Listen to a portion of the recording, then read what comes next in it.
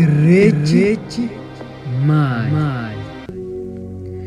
Dhagaysiif himaa erga na gaafatte gabaabseen siif himaa erga baruu feete.